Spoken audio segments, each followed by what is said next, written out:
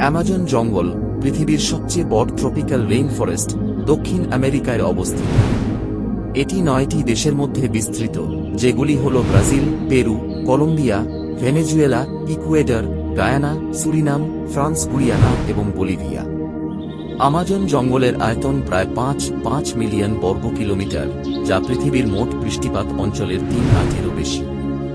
এই বিশাল জঙ্গলটি পৃথিবীর অক্সিজেনের প্রায় 2% উৎপন্ন করে, তাই এটি পৃথিবীর ফুসফুস হিসেবেও পরিচিত। এই জঙ্গলের প্রধান নদী হল অ্যামাজন নদী, যা পৃথিবীর সবচেয়ে বড় এবং দীর্ঘতম নদী। অ্যামাজন নদী তার শাখা প্রশাখা নিয়ে প্রায় 7,000 কিলোমিটার দীর্ঘ। এই নদীটির মাধ্যমে হাজার হাজার প্রজাতির জলজ প্রাণী, মাছ, উভচর প্রাণী এবং অন্যান্য জীবজন্তু বাস করে।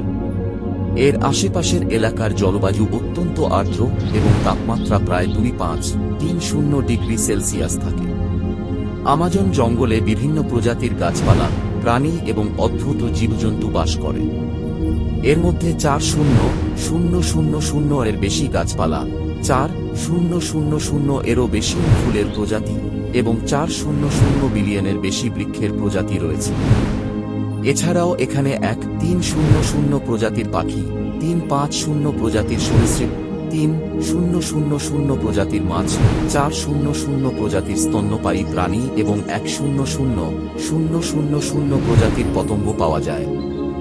বিশেষত এখানে অদ্ভুত প্রাণী যেমন জেগুয়ার, অ্যানাকোন্ডা, আর্মাডিলো, পিরানহা মাছ এবং অদ্ভুত প্রজাতির মাকাও পাখি দেখা যায়।